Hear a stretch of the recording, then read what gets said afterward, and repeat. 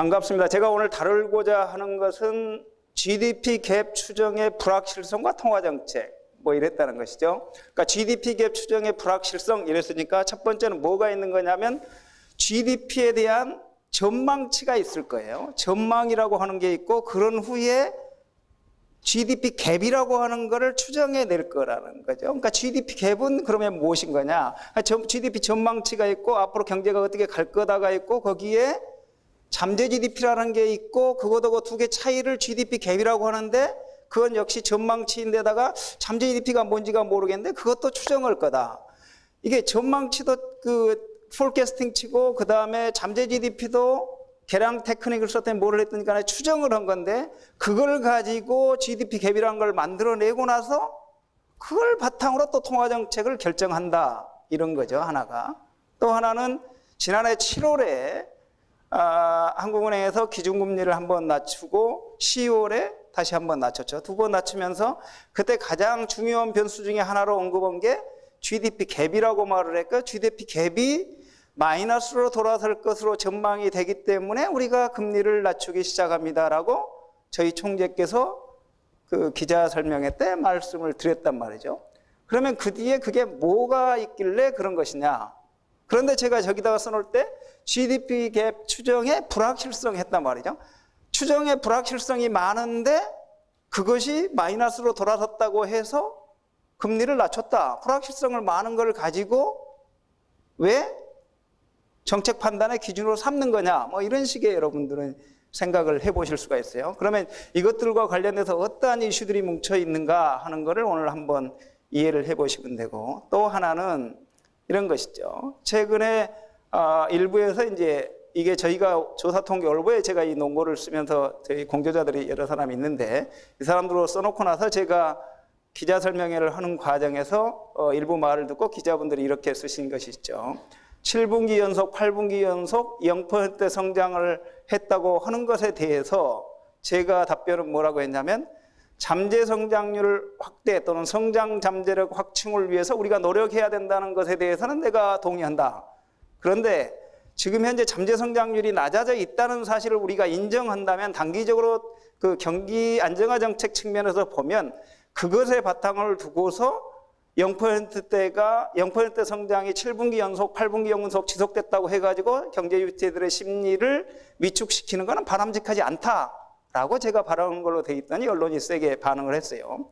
그러니까 그거를 어떻게 우리는 해석을 해야 될 것이냐라고 하는 거를 여러분이 들으시고 또 하나는 어떤 게 있냐면 이걸 들으신 다음에 그런데 제가 지금 현재 여러분한테 설명하는 거 여러분이 이콘 101에서 거시경제학을 들으면서 또는 화폐 통화경제학이라고 하면 그거를 들으시면서 생각했던 여기 따라오시다 보면 이게 다 들었던 내용이실 텐데 그런데 마지막에 가지고 제가 여러분이 배운 그 프레임워크이 그 틀이 경제를 사고하는 틀이 틀렸다면 어떻게 될 거냐라고 제가 말을 하는 거니까 지식의 한계라고 하는 걸 우리 느껴보자 이거죠. 같이. 그러면 오늘 그거를 제가 노리고 오늘 강의를 해보겠습니다. 오늘 제가 이제 여러분들한테 설명하는 이야기 순서는 다음과 같아요.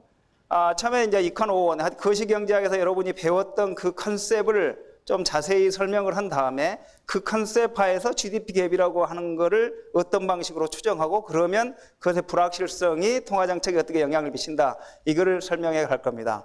강의에 들어가기 앞서서 제 이거는 한국은행 공식 견해가 아니고 제 앞에 있는 개인 박양수의 견해라는 걸 말씀드립니다. 이게 왜냐하면 이게 우리 정책하고 바로 연결해서 여러분 상상을 해보고 제가 이제 그 정책하는 과정에서 그 보고서를 정책 페이퍼를 위에다 이제 그 보고를 드리는 거기 때문에 제 그 의견이 일부는 반영이 된다고 했지만 통화정책 금리 결정은 금통위원들이 하시기 때문에 이거 해갖고 이게 정책하고 바로 연결하시는 데는 그 무리가 있다. 단지 이해하시는 데 도움이 되고자 하는 뜻에서 제 개인 의견이라는 걸 밝혀두고 넘어갑니다. 제가 먼저 GDP 갭이라는 걸 먼저 설명을 해요. 자, GDP 갭이라 이 다음 슬라이드 넘어가기 전에 이거를 해보죠. 우리는 경제는 성장을 한다 이런 말을 하죠. 경제는 성장을 한다. 왜 성장을 할 거냐? 다시 말하면 GDP가 계속해서 늘어나는 경향이 있다. 왜 늘어날 것이냐? 보세요. 여러분이 인구가 기본적으로 조금씩 늘어나잖아요. 감소는 하지 않잖아요. 근데 여러분이 이 일을 하실 수 있어.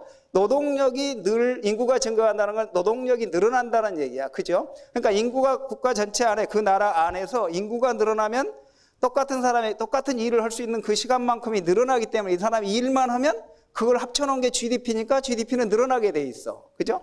또 하나, 내가 과거에 일을 했을 때하고 한참이 지난 10년 후에 일을 했을 때하고 생산성이 다를 거라. 그죠? 내가 생산할 수 있는 게 제가 20년 전에 한국에 들어와서 일했던 거하고 지금 일하는 거하고 생산성은 다를 거예요. 물론 이제 남들은 어떤 사람들은 제가 생산성이 떨어졌다는 말도 합니다. 근데 기본적으로 생산성이 약간 올라갔을 거야. 그러면 내가 한 명이 생산성도 올라가 있어. 그죠? 그렇게 되면 그 다음에 또 하나 있잖아요. 과거에는 제가 그 컴퓨터도 없이 그냥 펜으로 썼단 말이죠. 요즘엔 컴퓨터로 하잖아. 데이터를 구하기 위해서 도서자료실 가가지고 이 나오는 있잖아요. 그 과거 책. 그걸 보고 데이터를 옛날에는 쌤이라고 지금 엑셀이라고 하는데 거기다 키인을 일일이 해갖고 분석을 했어.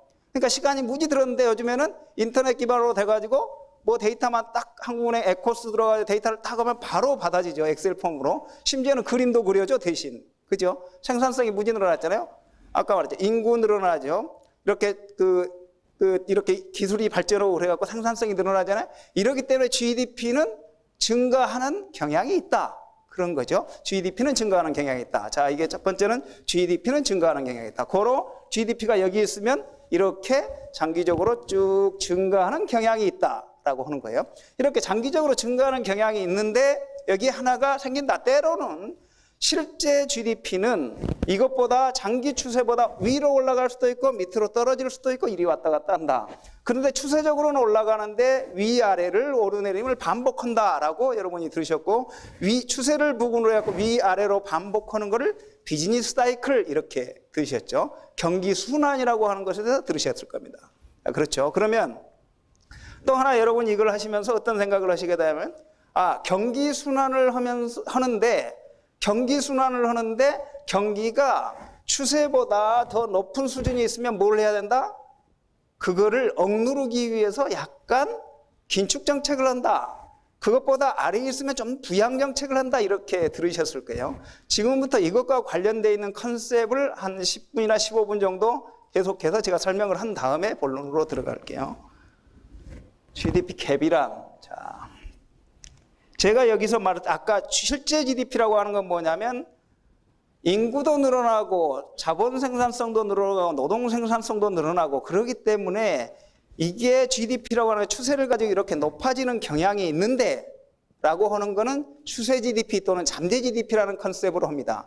그런데 그것의 실제 GDP는 실제 어느 때는 경제성장률이 높기도 하고 낮기도 하기 때문에 어느 때는 이보다 더 높은 수준으로 갈 수도 있고 낮은 수준으로 갈 수 있다 이렇게 하는 것이죠. 그걸 제가 여기다 실제 GDP라고 표현합니다. 실제 경제는 추세적으로 높아지는 것보다 더 높을 수도 있고 낮을 수도 있다. 그러니까 여기 보세요.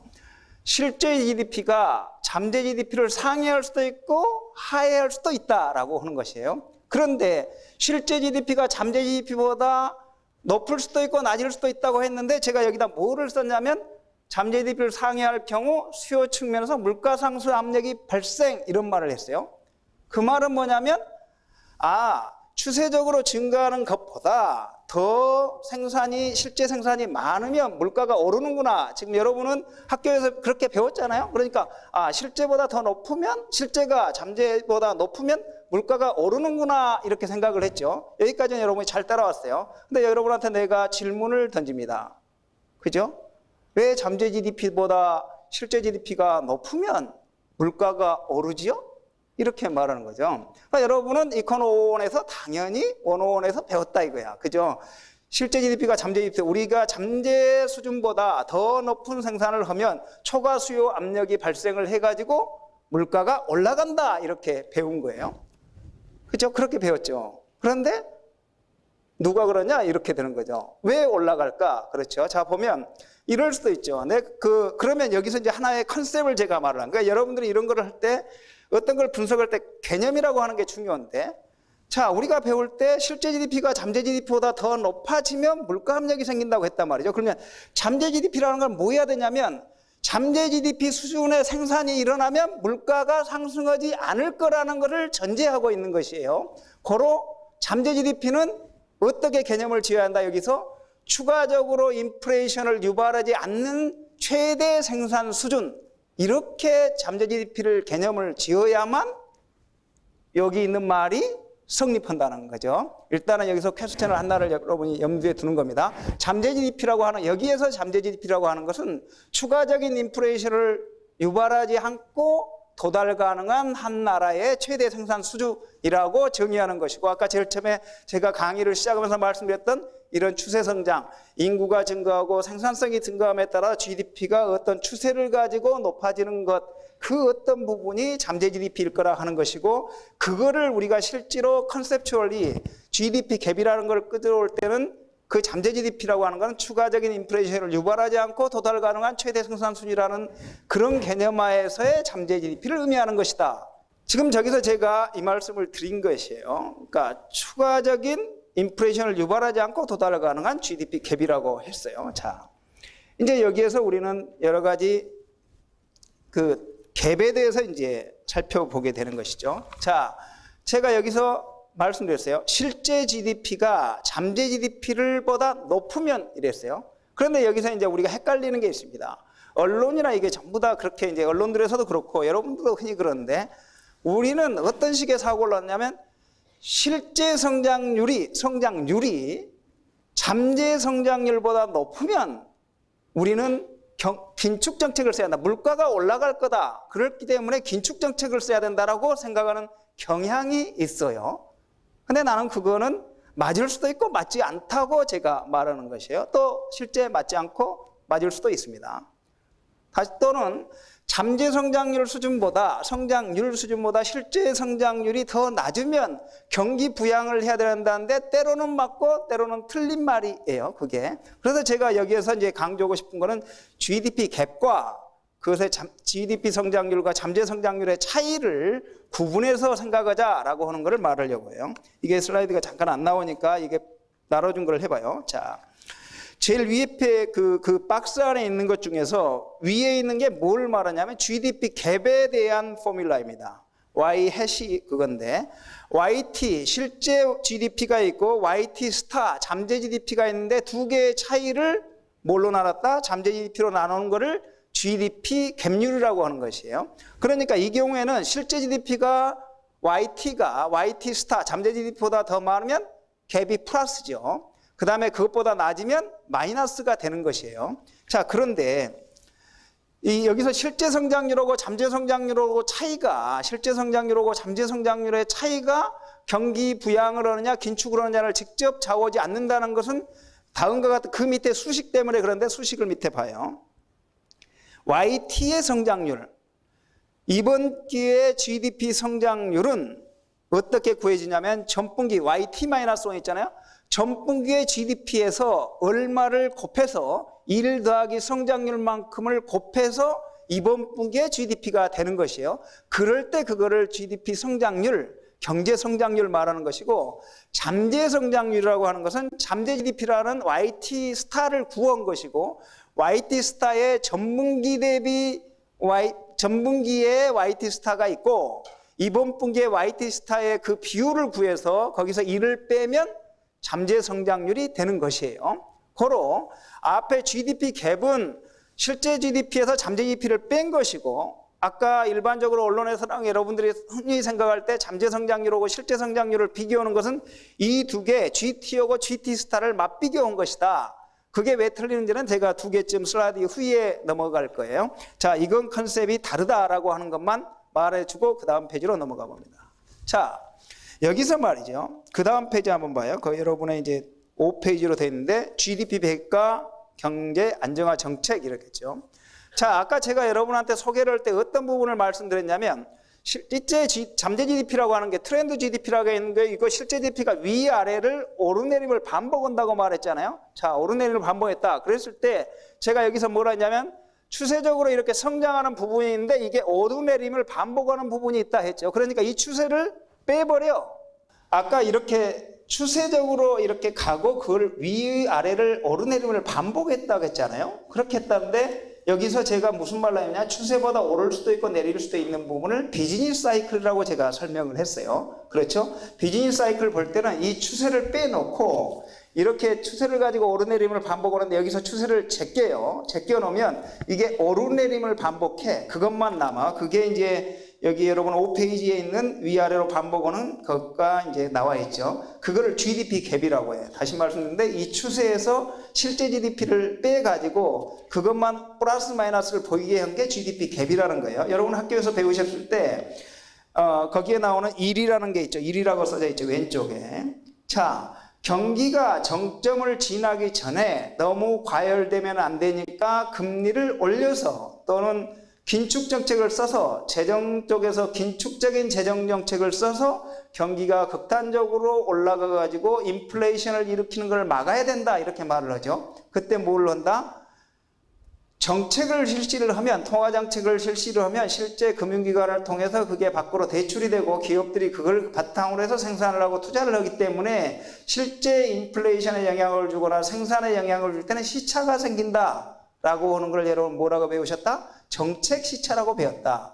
그로 정책을 통화정책을 하든 재정정책을 하든지 간에 정책 시차가 있기 때문에 선제적으로 정책을 해야 된다라는 것이죠. 그로 왼쪽에 1번처럼 정점이 오기 전에 상당 기간 전에 미리 금리를 올리거나 긴축적인 재정정책을 써서 경기가 지나치게 과열되도록 하면 안 된다라고 하는 것이죠. 과열되면 안 된다는 뭐다?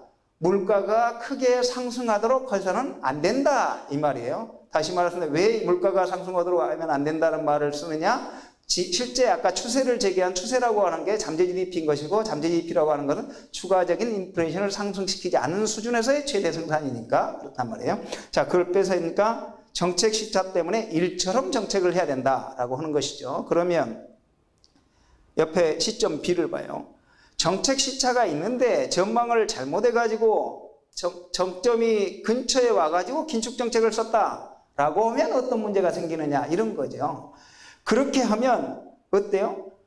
경기가 이미 좀 있으면 꺼지려고 하는데 그걸 갖다가 긴축을 써버렸어? 그러면 경기를 급격하게 냉각을 시키는 것이죠. 그러니까 이거는 정점이 어느 시점에서 있을지를 몰랐거나 정점 부근에서 긴축을 써버리면 안 되고 정점이 나오기 전에 긴축을 써야 된다 이런 말이 되는 것이에요. 고로 시차가 있기 때문에 선제적으로 정책을 해야 된다는 거예요. 그런데 그 가운데 있는 부분에 있어요. 제가 시점 B도 안 써놓고 A도 안 써놓고 이거에다 그 앞에 가운데다 지금 현재 흑백으로 되어 있으니까 점점점을 하나 해놓은 게 있는데 제가 이거를 제 책에서 따와가지고 그거를 위에다 애드업 하니까 그랬는데 지금 상황은 봐요. 지금은 우리가 경기가 좋지 않다고 하잖아요. 경기가 이렇게 우리 경기가 침체냐 후퇴냐 회복을 하거냐 이렇게 그런 게 관심인데 이게 지금 현재는 경기가 하강했다가 회복을 할까 말까 이런 식의 상황이라는 거예요. 자, 가운데 그림에서 나와 있는 게 그건데 그러면 경기가 저점 제일 안 좋은 지점을 통과하기 전에 뭐를 해야 된다?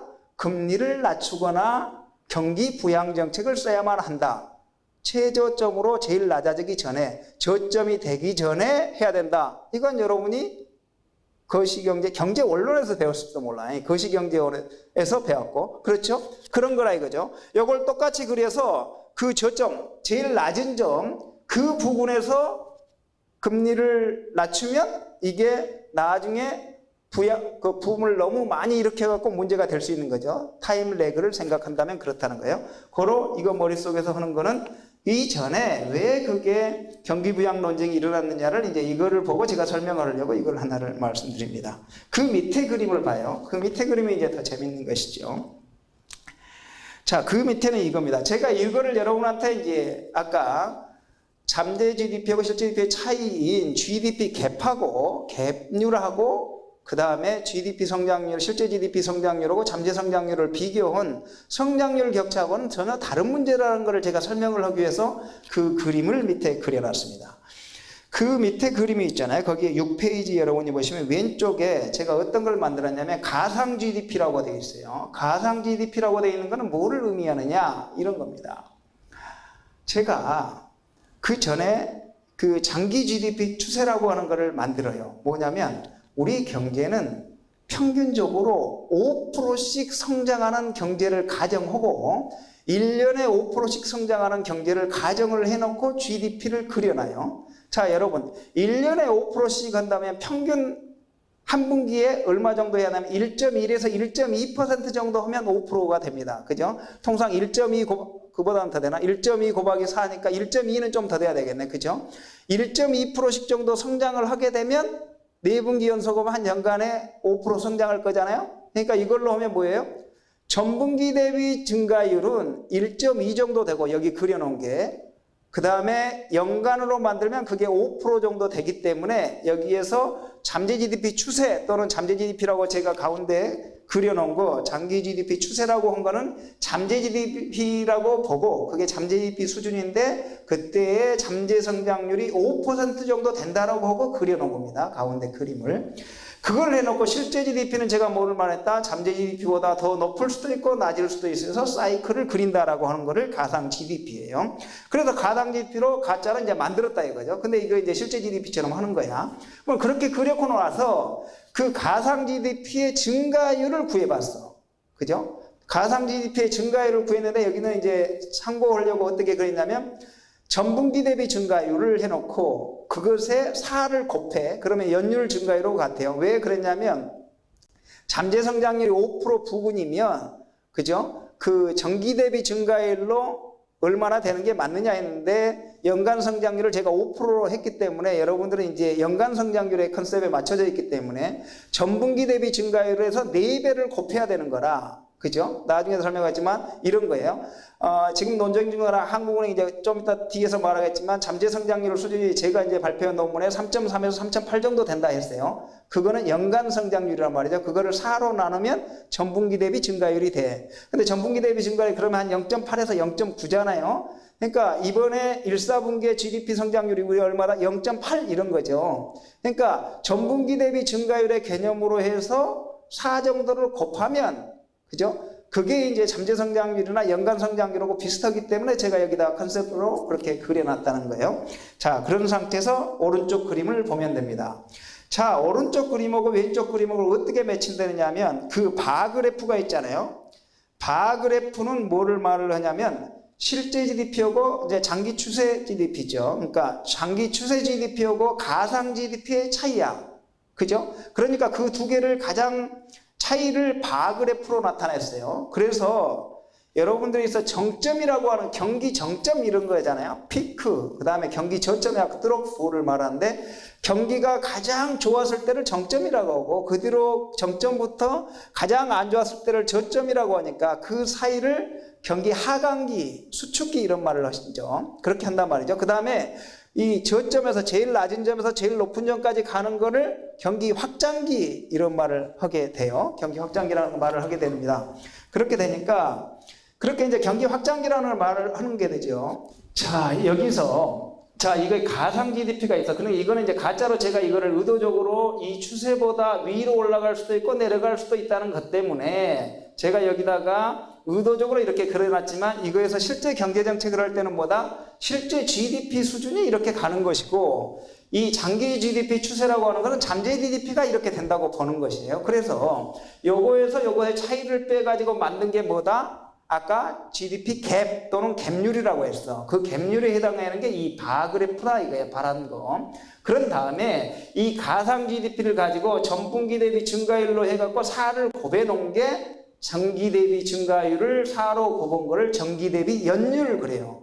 전분기 대비 증가율을 연간 성장률처럼 만들어 놓은 거다라고 한 4배를 곱해갖고 전기 대비 연율이 이렇단 말이죠. 이것의 증가율은 이렇게 간다라고 하는 거예요. 자, 그런데 경기 정점 저점을 어떻게 파악을 한다라고 하는 것은 이 GDP 갭이 가장 높은 점, 플러스로 높은 점을 경기 정점 이런 말을 하고 GDP 갭이 마이너스로 가장 낮은 점을 이렇게 마이너스 쪽으로 낮게 되는 점을 경기 저점 말하는 거예요. 그리고 이 정점에서 저점까지의 사이를 경기 수축기 또는 그죠? 위축기, 경기 둔하기 이런 말을 쓰고 이 저점에서 다음 정점 또는 이런 부분까지를 경기 확장기 이렇게 경기 확장기 이런 말을 한단 말이죠. 그러면 또는 경기 상승기 이런 말을 하는데, 자, 다시 말씀드리는 데인데, 이거 GDP 갭률이다. 아까 제가 그 앞 페이지에서 그렸던 것에 의하면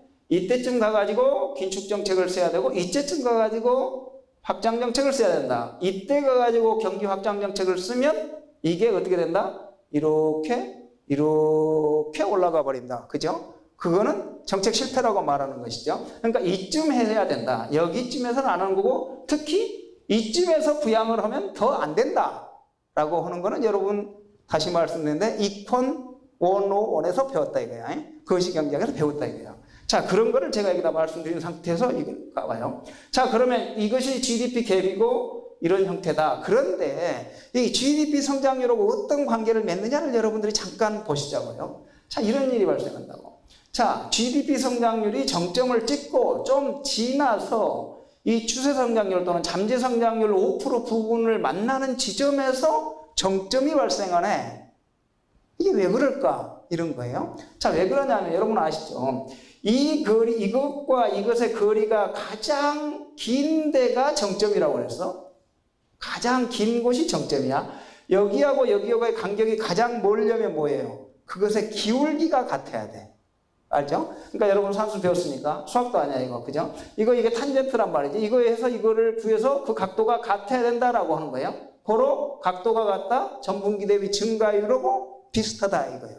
고로 이게 실제 GDP가 이렇게 높게 올라가다가 점점 각도가 꺾여서 이 각도가 비슷하게 되면 이때는 각도가 더 높잖아요 이것보다. 그러니까 이것보다 높은데 이렇게 가다가 점점 꺾여서 비슷하게 되는 지점이 정점이다. 그렇죠? 제일 처음에는 높다가 그 다음에 이미 전기 대비 증가율, GDP 성장률은 점점 낮아져서 잠재 성장률 부근 갔을 때 정점이 나온다. 오케이? 이거 하나를 들으셨어? 그 다음에 요 밑으로 가봐요. 실제 GDP 성장률이 가장 낮은 점을 찍고 그 다음부터 점점 더 올라가다가 추세 성장률 부근에 잠재 성장률 부근쯤 맞닥뜨리면 그게 저점이다. 호로 이것도 간격이 가장 넓어야 되니까 마이너스 쪽으로. 그러면 실제 성장률이 계속 각도로 났다가 비슷하게 좁혀져서 이것도 같은 지점에서 이 거리가 가장 머니까 저점이 나타난다. 라는 거예요. 그러면 여기서 이제 다시 정리하고 헷갈리니까 여기서 오고 싶은 말은 뭐냐면 실제 성장률이 가장 높은 지점에서 경기 정점이라고 하지 않는다 이 말이에요. 실제 성장률이 가장 높은 데서 점점 더 성장률이 떨어지기 시작해갖고 추세 성장률 또는 잠재 성장률 비슷한 부근점에 가서 경기 정점이라는 게 발생한다.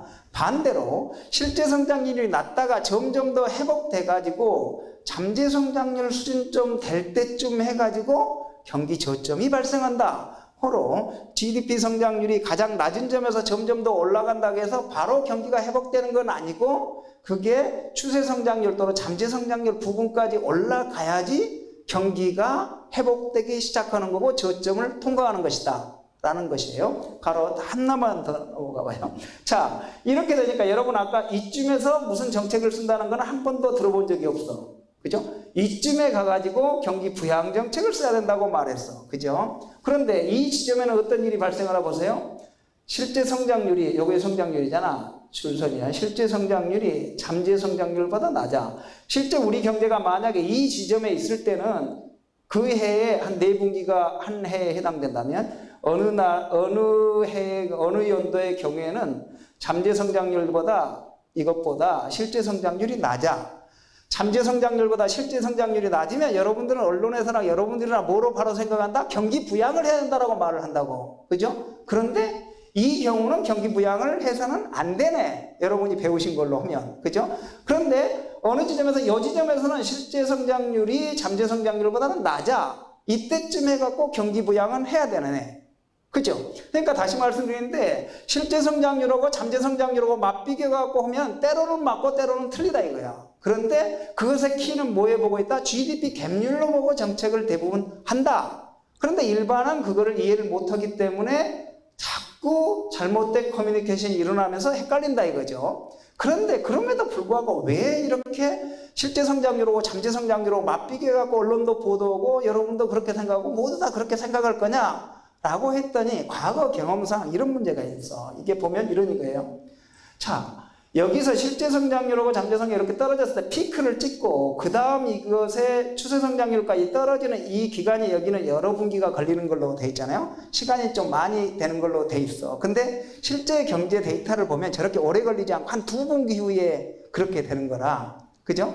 그러니까 한 두 분기 정도 차이 나니까 대강 묻어가는 거예요. 그러니까 일반적으로 사람이 생각하면 이걸 GDP 갭률을 계산하고 그래야 하는데 내가 잠재 GDP도 모르는데 어떻게 계산하냐 이런 문제가 있기 때문에 대강 성장률이 높아서 떨어지기 시작하면 조만간 정점이 오겠네. 그죠? 저점 제일 낮은 성장률에서 좀씩 회복되기 시작하면 어느 순간 보라 저점을 지났겠네 하니까 대강 넘어가는 거예요. 그죠? 그러니까 실제로 보면 대부분은 대강 맞는 거라. 그러니 사람들이 그 다음에 헷갈리게 하지 말고 그냥 성장률을 갖고 쓰려고 하는 경향이 있고 일반 사람들이 이야기는 그게 좋으니까 그렇게 쓰는데 정책을 하는 사람은 그건 정교하게 보면 여러분이 거시경제학을 그냥 배웠으면 이런 컨셉에서 나온다는 것을 일단 이해하시고 최근에는 저런 문제 때문에 정책에 논쟁이 됐기 때문에 그죠? 한국은행은 뭐 계속 금리를 동결해야 되는 거냐 정부에서는 부양정책을 한다 둘이 다툰다고 언론에서 막 보도를 했는데 왜 이런 현상이 일어날 건가를 하는 것은 이런 문제하고 연결되어 있기 때문에 제가 이 부분을 설명하면서 넘어간 것입니다.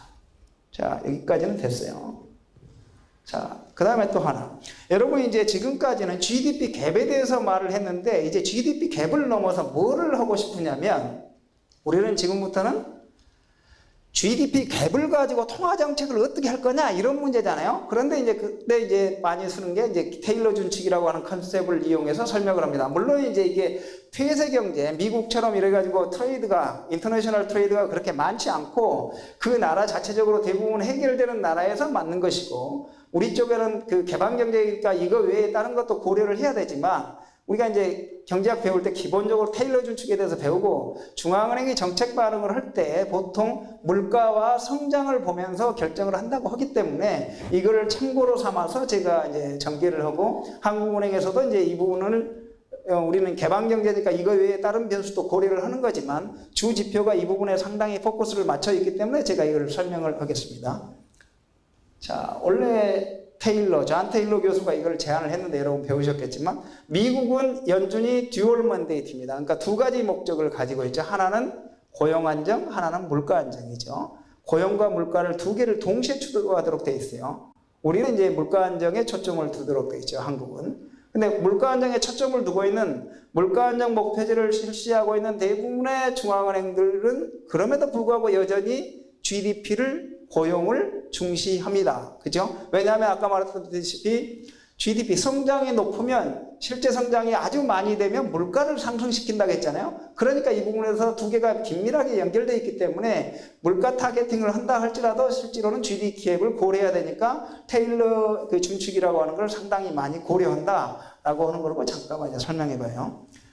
자, 미국 경제자 존 테일러 교수가 제안을 했는데 통화정책을 수행할 때 중앙은행들이 경제 상황에 대한 반응 함수로 해가지고 어떻게 하느냐 이자율을 IT를 결정할 때 물가계 한국은행 만약에 타겟이 2.5부터 3.5인데 이걸 3이라고 놓으면 3%에서 벗어나면 금리를 이거 플러스해 갖고 금리를 올릴 것이고 잠재 GDP Y 반대, 잠재 GDP에서 실제 GDP하고 차이를 해가지고 해서 실제 GDP가 잠재 GDP가 높으면 금리를 올릴 것이고 이보다 적어지면 마이너스 쪽으로 내리는 쪽으로 작동을 할 거다 이렇게 생각을 해온 거예요. 그런데 여기서 하나 컨셉을 더 드려보죠. 자, 이 물가 갭이 제로야. 만약에 이게 3%였는데 이게 실제도 3%야. 이건 0이 되죠.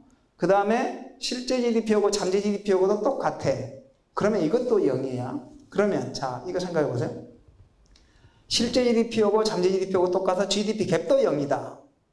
그 다음에 물가도 목표가 그냥 3%였는데 실제 물가도 3%다. 그러면 한국은행이랑 중앙은행이 아무 짓도 안 해야 되겠네. 정책을. 그죠? 그러니 아무것도 안 해야 될 때 금리는 얼마를 놔야 돼? 그죠? 어느 정도 놔야 돼? 그거를 중립적 금리 수준이라고 합니다. 그럴 때 그러면 이거 제로일 때 한국은행의 금리는 중앙은행의 금리는 어느 정도 놔야 돼? 그거가 물가 목표가 대강 이쪽에 이제 왔다 갔다 하다 보면 대강 3%면 3%에다가 실질금리 수준을 더해갖고 그 수준이야. 그러니까 이거를 중립적 실질금리 그러니까 이거에다가 3% 만약에 중립적 실질금리가 한 실질금리가 한 1%가 R스타가 1%라면 그게 물가 목표 한 3%면 그 두 개 다 해갖고 4%. 아무 일도 없을 때 GDP 갭도 제로, 물가 갭도 제로일 때 중앙은행이 그냥 놔둬야 되는 결정해야 되는 결정되는 금리 수준을 중립적 명목 금리, 거기서 물가 목표를 빼면 중립적 실질 금리가 되는데 그거를 이런 컨셉에서 나오는 거다. 고로 물가 갭 제로, 인프레 갭 제로, 성장 갭 제로일 때 놔야 될 수준을 인프레를 빼놓고는 중립적 실질 금리라고 한다는 걸 다음 페이지입니다. 자, 중립적 실질 금리의 개념. GDP 갭이 제로, 인프레 갭일 때의 그거다라고 했죠. 그러니까 GDP 갭이 크면 아까 말했듯이 뭐였나? 금리를 올려야 되는 거죠. 그것보다. 인프레 갭도 크고 GDP 갭도 크면 실질적으로 정책 금리는 둘 다 제로일 때보다는 높아야 되는 것이죠. 그래서 긴축을 해야 되지 않겠어요? 똑같이 GDP 갭도 마이너스, 인프레 갭도 마이너스 이러면 정책 금리를 중립적 그 수준보다 낮춰가지고 부양을 해야 되겠죠. 이런 때 컨셉, 다시 말씀드리면 GDP 갭도 제로, 인프레 갭도 제로일 때 한국은행이 놔야 될 금리 수준을 대강 중립적 실질금리라고 말을 한다라고 하는 걸 일단 염두에 두시면 됩니다. 그렇게 해놓고 이제 넘어가죠. 자, 이제 지금까지는 방송 사정이 앉았고 화면 사정이 앉았고 헷갈렸는데 다시 한번 머릿속에 정리해봐요. 제가 여러분들한테 뭐를 설명했냐면 경기라고 하는 것은 어떤 추세를 가지고 오르내림을 반복한다 이거예요. 추세를 가지고 오르내림을 반복하는데 어느 순간에 가게 되면 이거에서 추세라고 하는 것을 빼내고 경기순환이라고 하는 것을 그려놓는다 라고 하는 것이고, 그 경기순환하고 가장 잘 매칠되는 게 뭐다? GDP 갭이다 라고 하는 것이고, GDP 갭인데 때로는 잠재성장률하고 실제성장률하고 맞비교하고 대부분은 본다. 그렇게 했는데 그것 사이는 때로는 그걸 가지고 경기 부양을 할 거냐 긴축을 해야 될 거냐가 맞는 경우가 대부분이지만 때로는 틀리는 경우도 있다. 그것의 기준은 우리가 GDP 갭률을 가지고 그 정점이냐 저점이냐를 파악하고 경기 국면을 판단하기 때문이다 라고 하는 걸 여러분들 하셨고, 그 다음에 GDP 갭이라고 하는 걸 배웠고, 인프레 갭, 실제 중앙은행이 노리는 물가 타겟팅하고, 그것하고 실제 물가 상승률의 차이를 인프레 갭이라고 하는데,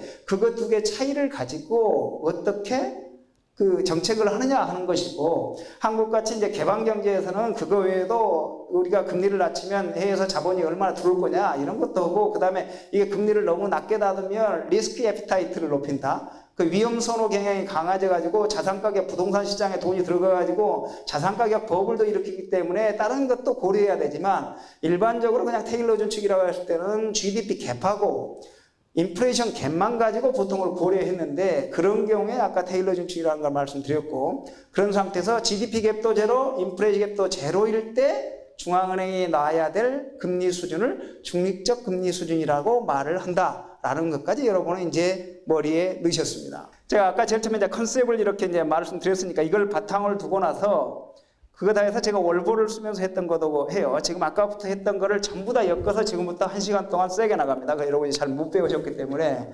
제가 반드시 제대로 배우게 해드려야 되겠습니다.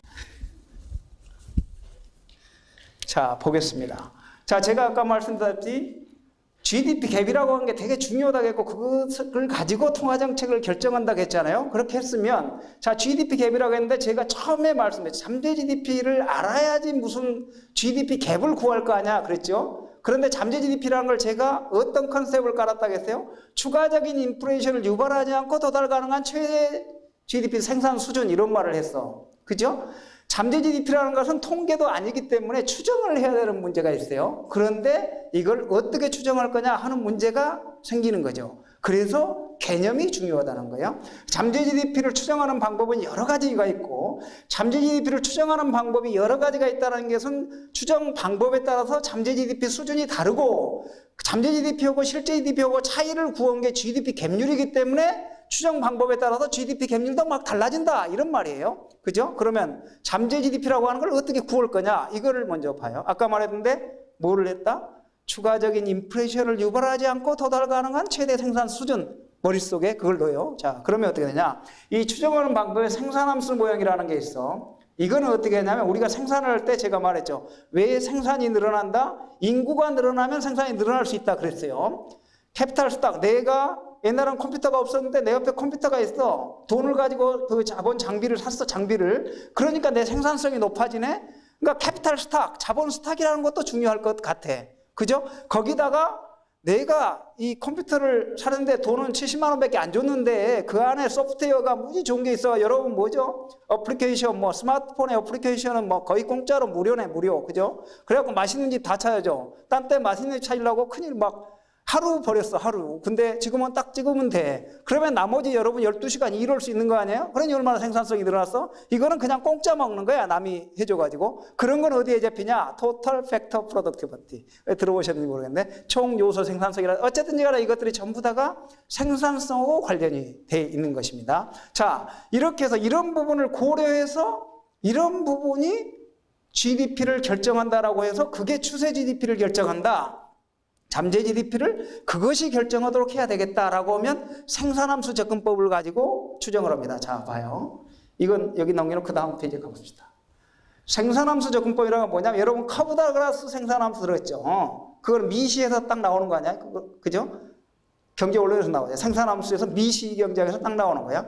생산한 GDP는 뭐에서 결정해야 된다? 자본 스탁 곱하기 레이버에 의해서 결정이 되는데 노동소득 분배율을 알파라고 한다. 뭐 이런 걸 배웠어.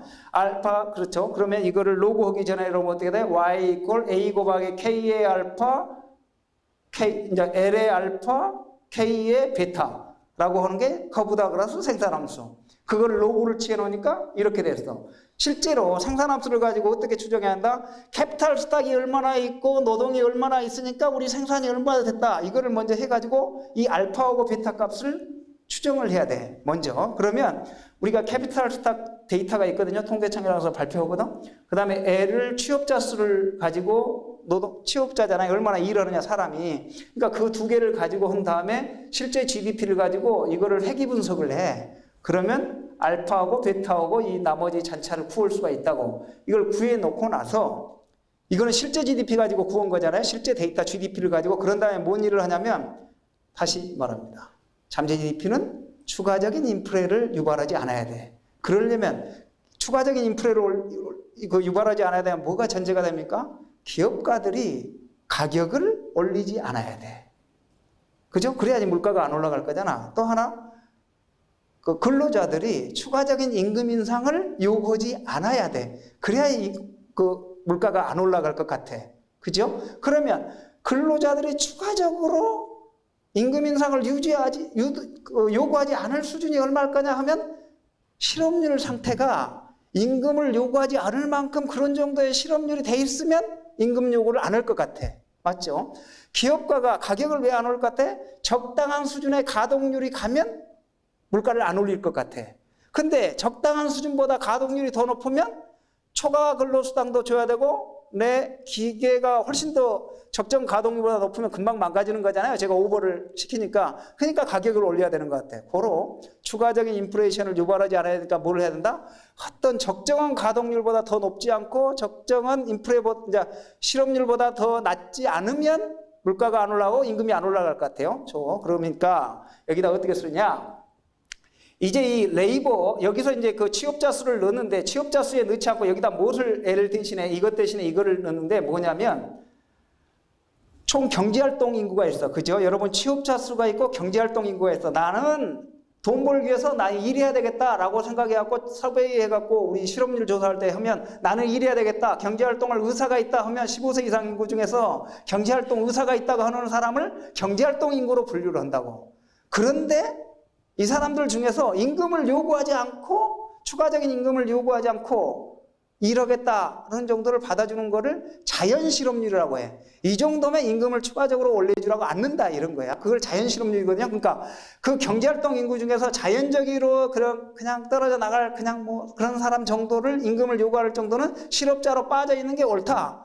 그 자연실업자 정도만 빼놓고 나머지를 갖다가 여기다가 플러그인을 해요. 여기다 그걸 집어넣는단 말이죠. 또 캐피탈 스탁이 있어. 우리가 지금 현재 전부 다 투자해 나가고 기계랑 해놓은 게 있는데 그 기계에다가 자연가동률, 이 적정한 가동률 또는 자연가동률 수준보다 더 높냐 하니까 자연가동률 수준 뭐 한 80%는 80%를 고배. 캐피탈 스탁에서 그걸 고배갖고 K 스탁을 집어넣어. 그래갖고 여기다 집어넣고 여기다 집어넣고 여기서 A 나온 걸 집어넣어가지고 더해서 Y 스타를 만들어내는 거라.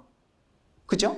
생산함수 접근법을 가지고 잠재 GDP를 추정했다는 얘기는 다음처럼 실제 GDP를 가지고 캐피탈 스탁과 취업자 수를 가지고 알파, 베타라는 개수를 회귀 분석을 해서 추정을 한 다음에 거기에다가 추가적인 가격 상승을 유발하지 않는 자연 가동률 수준의 캐피탈 스탁을 집어넣고 추가적인 임금을 유발하지 않는 임금 상승 요구를 하지 않을 자연 실업률 수준의 경제활동 인구를 갖다 집어넣고 구한 게 잠재 GDP다 이런 거예요. 이 컨셉은 뭐에 적당하다? 추가적인 인플레이션을 유발하지 않고 도달 가능한 잠재 GDP라는 것에 가장 충실해. 그죠? 그런데 문제는 뭐냐? 이거 캐피탈 스탁을 잘 추정해야 되거든. 그 다음에 여기서 뭐 자연 실업률, 자연 가동률 온갖 걸 다 추정해야 돼요. 우리는 잠재 GDP라고 하는 걸 추정하고 싶은데 그거 추정하려니까 또 추정하는 게 너무 많네. 그죠? 그러니까 너무 많은 시간을 투입하네. 한국은행처럼 사람이 많아가지고 아니면 그걸 전문적으로 보는 저 같은 사람이 있고 우리 부원들이 있기 때문에 그걸 보는데 민간연구소나 여러분 학생들이 다 해볼 수 있겠어요? 그죠? 이건 시간이 너무 들어. 그래서 이제 다른 식으로 생각을 하는 거야. 그러지 말고 아까 말했죠. 어떤 추세를 가지고 위아래를 오르내림을 반복하네. 고로 이렇게 오르내림을 반복하는 걸 가지고 이 중간에 통계 패키지로 해갖고 가운데를 찾아내라. 그러면 되겠다. 필터링 하자. 그러니까 이렇게 오르내림을 반복하는데 이 중간에 어떤 점을 찾아내라 하고 싶어. 그러니까 그 뭐 캐피탈 스탁, 레이버, 자연 실업률, 자연 가동 이거 다 구하려니까 너무 복잡하니까 그러지 말고 통계 패키지에만 의존하는 거란 말이죠. 자, 그 앞에 가봐요. HP 필터법이 그런 거라.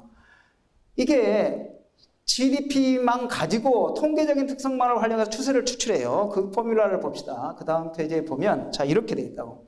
지금 여기에 보면 이게 YT가 실제 GDP거든요. 그 타우T가 잠재 GDP라는 거예요. 그래갖고 요것을 알긴 미니니까 이것을 미니마이즈 한다는 거거든. 최소화시킨다는 거. 여러분 이제 수치 나오니까 이제 그 수식 나오면 머리 지내려고 하는데 이게 인내심이 필요합니다. 그러니까 약간 몇 초만 인내를 해보라고. 그러면 이게 재밌게 보여진다고. 봐보세요.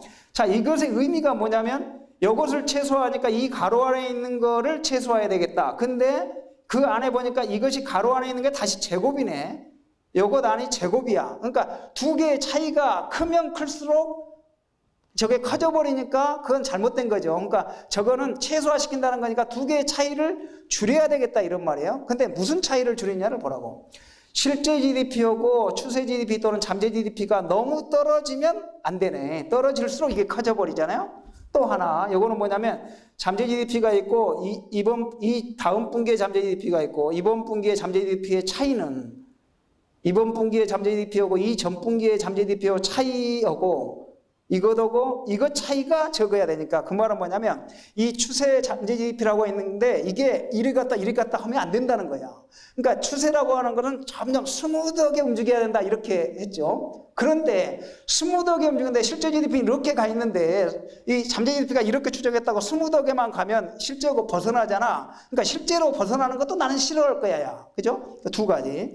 실제하고 벗어나는 거를 싫어할 거야. 그런데 이게 너무 빨리 변하는 것도 싫어해.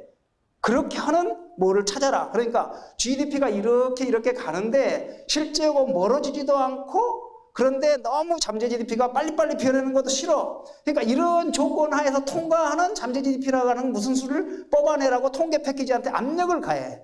그러니까 통계 패키지가 HP 필터라는 패키지가 있으면 그런 프로그램이 있으면 거기다가 실제 GDP를 집어넣어주고 이 조건을 만족하는 어떤 가상의 GDP를 뽑아내라 라고 해서 압력을 가해서 떡을 뽑아내. 그죠? 빻아갖고 쌀을 빻아갖고 집어넣고 나서 그 기계 안으로 해서 여기 떡대가 나오잖아. 그것처럼 필터링 해갖고 확 밀어붙여서 나오게 하는 거라. 그래갖고 구해서 그걸 잠재 GDP라고 한다고.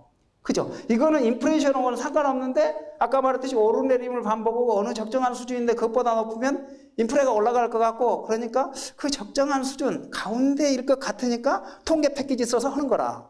일반에서는 그거기가 쉽잖아요. 자, 그렇게 했다 이거예요. 이런 방법이 있다. 이건 두 가지만 써보고 나머지는 넘어가요. 자, 그러니까 지금 현재 방법이 여러 가지가 있다는 건 이제 여러분이 머릿속에 집어넣었어요.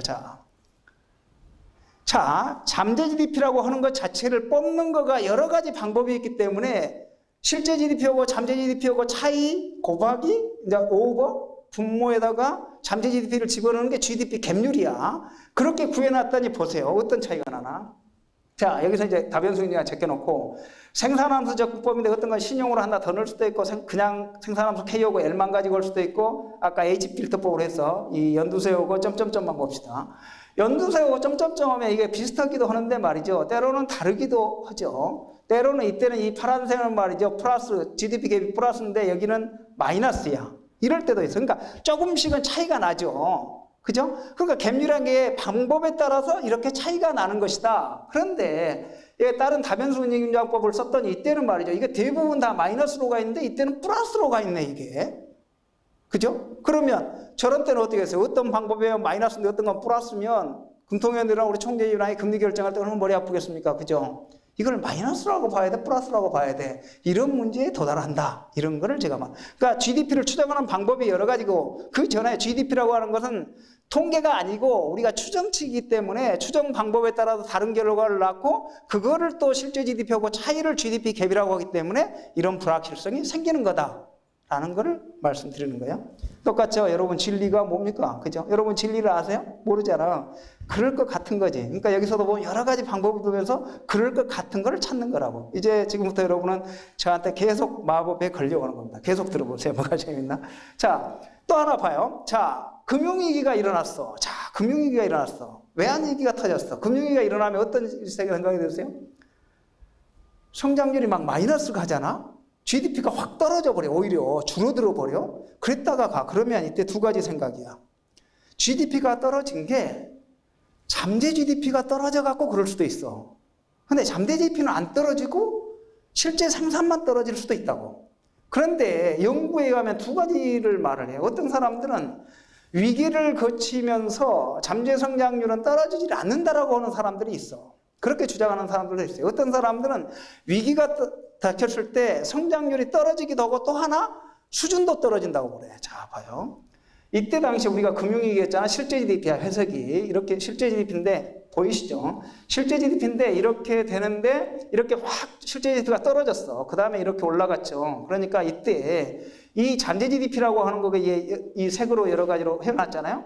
자, 이렇게 연두색이 있고 연두색 점점점이 있어. 잠재 GDP가 이게 이렇게 이쪽이 떨어졌을 때 이게 떨어졌다고 볼 거냐, 그냥 간다고 볼 거냐. 이런 문제야. 이게. 자, 그런데 이거에 따라 보세요. 여기는 내가 어떻게 보고자 하는 게 아니고 아까 HB 필터법에서 람다 값을 바꿨다고 했거든. 그러니까 요거는 뭐냐면 람다가 1600, 람다가 100이잖아요. 그렇게 되면 이게 점점점이야. 람다가 100이라고 하는 게 뭐냐면 자, 여기서 이게 람다거든. 그러니까 이게 잠재 GDP라고 하는 게 너무 많이 바뀌는 걸 싫어해. 요것을 높이 주면 요 뒤에 것의 제곱에다가 이걸 큰 수치를 주면 이게 많이 바뀌면 안 될 거잖아요. 근데 요거를 작은 수를 주면 좀 바뀌어도 돼. 오케이? 그러면 그 다음 페이지 가봐요. 자, 이래서 요거를 높은 수를 주면 그냥 안 변해야 되니까 거의 직선으로 뽑아. 그죠? 얘가 통계 패키지가. 근데 이거를 좀 작은 수를 주면 좀 따라가, 최근 거에. GDP하고 이거하고 실제하고 가까워야 되니까. 그러니까 아까 잠재 GDP를 뽑는데 HP 필터법을 똑같이 썼는데 람다를 어느 정도 가중치를 주느냐에 따라 갖고 얘가 다르네, 이거. 머리 아프게 만드는 거라. 그죠? 그러니까 이것도 똑같은 HP 필터 아까 밑에 통계 기법을 가지고 썼는데도 가중치를 어떻게 주느냐고 또 다르네, 이거. 그죠? 이런 문제. 자, 그래서 여기서 했을 때 정책당국자. 지금처럼 위기 터졌잖아요. 실제 GDP가 무지하게 떨어졌다가 점점 회복오는 단계야. 그러면 이때 잠재 성장률이 떨어졌다고 볼 거냐, 그냥 있다고 볼 거냐. 이게 방법마다 다른데 이걸 어떻게 해야 될 거냐. 이런 문제에 도달하는 거죠. 그러니까 여러분은 열심히 GDP를 배웠고, GDP 갭도 배웠고, 잠재 GDP 추정법도 배웠는데, 여러 가지 방법이 또 나왔는데 이게 선택해야 되는 문제가 생기네. 그러니까 정책 하는 아이들은 머리가 아프겠구나. 뭐 이렇게 이제 여러분은 또 생각하시면 됩니다. 자, 어쨌든 간에 방법에 따라 다르고 같은 방법을 쓰더라도 다르게 된다는 거예요. 자, 이렇죠. 위기 동안 갭률이 이렇게 다르다. 또 있잖아요. 이게 H 필터 이런 걸 쓰면 과거의 잠재 GDP하고 실제 GDP 차이를 구하고 싶어. GDP 갭률을 구하고 싶어. 그런데 내가 때로는 2010년까지의 데이터만 가지고 GDP 갭률을 구했어. 잠재 GDP를 구한 다음에 아까 2010년까지의 데이터를 가지고 H 필터법을 적용해서 잠재 GDP를 구하고 2011년까지 해서 구해보고 2012년까지 구해서 한 다음에 이때 데이터까지 다 넣어서 구해갖고 갭률을 구한 거고 이때까지 넣어갖고 과거의 갭률을 구한 거고 이때까지 넣어서 갭률을 구해놓은 걸 했더니 다시 말씀드리는데 2008년까지의 데이터를 가지고 실제 GDP하고 잠재 GDP를 구한 다음에 갭률을 구한 거 2009년까지 구한 거 2010년까지 구해놨더니 이게 2008년 이전의 갭률도 이게 이만큼 될 수도 있고 덜 수도 있다는 거야. 이게 통계 패키지를 이용했더니 끝단치 문제 데이터가 언제까지 있느냐에 따라 이게 또 달라지네. 그죠? 다시 말씀드리는데 잠재 GDP는 데이터가 아니고 그거를 추정한 거기 때문에 데이터가 추가될 때마다 다르네. 그죠? 이런 문제가 있다는 거예요. 자, 점점 더 헷갈려. 그러면 뭐 하는 거냐, 니네 이제 이렇게 되는 거죠. 자, 이렇게 불확실성이 있다. 이것도 넘어갑시다. 그렇게 되니까 이거 통계 패키지로 구했거나 여러분 계량 분석을 하고 회귀 분석을 하잖아요. 그러면 그것의 추정치에 에러가 발생을 해. 에러가 발생하면 그걸 가지고 뭘 한다? 여러분 신뢰 구간이 뭐다 이랬어. 그랬더니 보세요. 이게 GDP 갭을 구해놓고 나서 이게 신뢰 구간을 구했더니 이렇게 옆에 이제 약간 쉐이드드 구간으로 90% 뭐 이렇게 했더니 이렇게 구해졌어. 그러면 신뢰 구간으로 해갖고 이렇게 구했는데 0이 포함되면 뭐야? 이게 0하고 다르다 아니다 모르겠다 이런 거 아니에요. 통계학에서. 그러니까 이때 당시에 구해놓으면 요 위에가 대부분 0하고 비슷하기 때문에 이게 0인지 이건 대부분 빨간색으로 하면 모드로 가거나 이렇게 중심으로 가면 민으로 가면 0보다는 큰 것 같은데 신뢰 구간을 구해놓으니까 0인지 뭔지 모르겠다는 거 말하는 거 아니에요. 그러면 이걸 플러스라고 할 수 있어요? 마이너스라고 할 수 있어요? 이거 할 수도 없다 이거지. 그죠? 그러니까 이런 문제도 생긴단 말이야. 자, 이런 것만 해봅시다. 그럼 넘어가야 되니까. 자, 이제 정책을 해야 되는 사람이야. 자, 그렇게 되면 테일러 준칙을 쓴다고 했잖아요. 그런데 이 GDP 갭이라고 하는 게 추정 방법보다 이렇게 불확실성이 높기 때문에 그러면 어떻게 해야 되는 거냐? 불확실성이 높으니까 뭘 어떻게 해야 되느냐? 이걸 잠깐만 봅시다. 자, 그랬더니 아까 0 부분으로 해갖고 그 신뢰 구간 앞에서 구려놨더니 이게 0을 막 포함되어 있잖아. 이거 0인지 이게 0보다 큰지 잘 모르겠다 이거야. 통계학적으로 불확실성이 높으니까. 그러면 어떻게 해야 되겠어요? 0 부분해갖고 약간 그 정도 되면 no action. 나 플러스지 마이너스인지 모르니까 나 금리 조정 안 할 거야. 이게 정답 아니에요. 그죠? 그러니까 0 부분일 때 GDP 갭이 0 부분일 때는 그냥 반응을 안 해버려. 그죠? 자, 그렇죠? 그러니까 이 GDP 갭을 이렇게 구해놓고 나서 한국에 보니까 어느 정도에서 그냥 대강 반응 안 하냐 한번 추정을 해봤더니 대강 뭐 1% 마이너스 1% 정도 GDP 갭이 마이너스 1%까지 정도 되고 뭐 GDP 갭이 플러스로 2% 약간 안 될 때는 소극적으로 반응하는 이게 0인지 뭔지 모르니까 한국 추정이니까 그런 경향이 있어요. 중앙은행들이 대부분 그런 경향이 있습니다. 그죠? 그러니까 GDP 갭의 추정의 불확실성 때문에 이런 행태를 보이게 된다라고 하는 것이고 이거는 합리적인 것 같아요? 합리적이지 않은 것 같아요? 불확실성이 있기 때문에 저런 게 합리적일 가능성이 있죠. 통계학의 입장에서 보면. 오케이? 그건 좋다 이거예요. 그건 일단 넘어가고. 또 하나는 뭐냐면 아까 테일러 준칙이 있었는데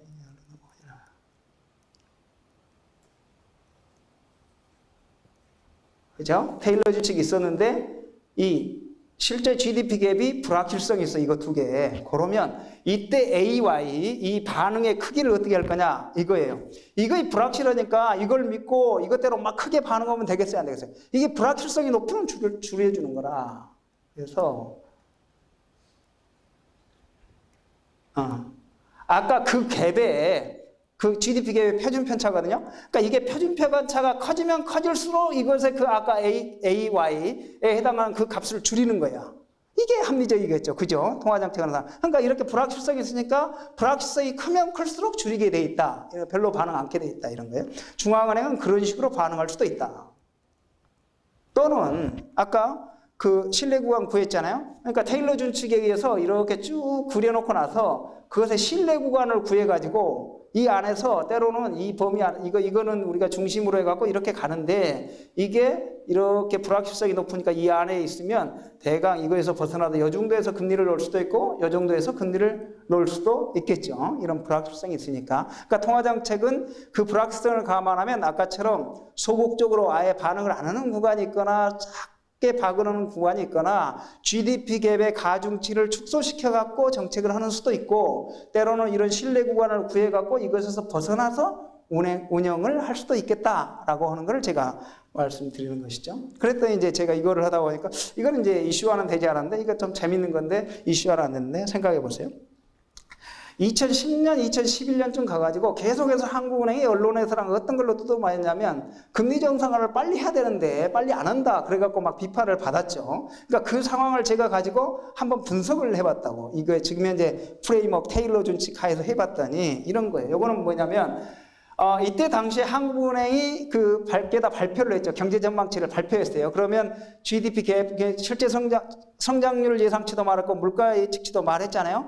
그때 당시에 전망치 한 4분기 후까지를 갖다 집어넣어 놓고 나서 테일러 준칙처럼 아까 이 월보 책이나 거기에는 이제 테일러 준칙 폼을 저희가 해놨는데 그 준칙에 넣고 나서 그려갖고 금리가 어떻게 가야 되냐를 그려놨더니 이런 거야.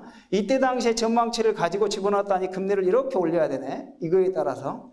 그 다음 거를 했더니 이렇게 올려야 되네. 계속 올려야 되네, 이거. 그러니까 그때 당시에 앞으로 4분기, 5분기 후에는 그때 당시에 2%인데 말이죠. 이거를 3.5, 4까지 막 올려야 되는 걸로 계산이 된다고. 그러니까 민간연구소랑 똑같이 이런 식으로 해갖고 H 필터라고 쉽게 할 수 있기 때문에 그걸 구해가지고 추정치를 보니까 그걸 집어넣고 나니까 그 전망치대로 가면 금리를 빨리빨리 올려야 되네. 그죠? 그런데 그때 당시에 어떤 문제가 있었냐면 유로존이 글로벌 위기 때문에 쉽게 회복은 안 되고 불확실성이 되게 높은 거야. 그죠? 그러니까 불확실성 높고 경제가 위기일 때 아까 금융위기랑 이런 거 떨어졌을 때 GDP 갭률을 어떻게 잡느냐에 따라 불확실성이 크니까 그 다음에 실제 경제 성장은 그렇게 간다고 했는데 하방 리스크는 더 커. 성장률이 4% 간다고 했는데 2% 될 가능성도 많은 것 같아. 하방 리스크도 많아. 그러니까 금리를 빨리 못 올릴 수도 있다고. 그죠? 그러니까 아까 신뢰 구간을 고려했는데 실제로 금리를 안 올렸어. 아니면 조금밖에 안 올렸어. 그래서 비판을 많이 했죠. 실제 올린 게 이 노란 줄이거든. 이렇게 됐단 말이죠. 그러니까 금리를 밖에서 이렇게 계산하고 전망치랑 뭐 하느니 실제로 하느니 내놓은 전망치를 가지고 집어넣어도 이렇게 계속 테일러 준칙에 의하면 올라가야 되니까 금리 정상화를 빨리 해야 되는데 이렇게 노란 줄처럼 실제로 천천히 움직였어. 금통위가 결정하니까. 그러니까 계속 비판을 받았잖아요. 그래서 이제 또 다 넘어가갖고 이렇게 보자. 그런데 이제 한참 지났어. 그래갖고 이제 2012년이 됐어요. 그러면 10년, 11년, 12년 실적치가 나왔잖아. 그러니까 예측치를 갖고 하는 게 아니고 실적치를 갖고 집어넣고 나서 이거를 이런 회색 해당을 구했더니 이런 식으로 나오네, 이게. 그렇죠? 그러니까 실적치는 우연히 갖다 집어넣었더니 금리 정책을 쓴 게 그렇게 틀리진 않았다. 그래도 한 약간은 차이 나지만. 그죠? 그러니까 이게 뭐냐 이거지. 그죠? 뭐 그때는 금리 정상을 해야 된다고 했는데 금통위원들이 올리지 않은 게 경기의 하방 리스크를 무지 크게 봐갖고 안 올렸을 수도 있다. 라고 하면 맞는 거네. 그죠? 그 정책이 맞았던 거네. 그죠? 그죠? 근데 여러분 또 여러분 이거 녹음돼 갖고 하는 거니까 나중에 그 녹음을 빼셔야 될지도 모르겠는데 이게 왜냐면 그런데 그게 아니고 하방 리스크를 보지 않고 그냥 금리를 안 올렸는데 우연히 맞았다. 그러면 또 이상하긴 하죠. 그죠? 그런데 그거 아니고 어쨌든지 간에 우리 전망 보고서에는 경기가 조금 회복된다고는 써져 있는데 하방 리스크가 높다고 돼 있기 때문에 그 하방 리스크가 높다고 하는 거를 크게 바이를 하셔갖고 금통위원들이 아니면 이제 하여튼 통화정책을 결정하시는 분들이 그걸 높이 바이해서 금리를 천천히 올렸다면 그거는 GDP 갭이랑 이런 거 금융위기 이후에 불확실성이 높아진 상황에서는 타당성이 있는 얘기다 라고 하는 걸로 이거를 보여줄 수는 있습니다.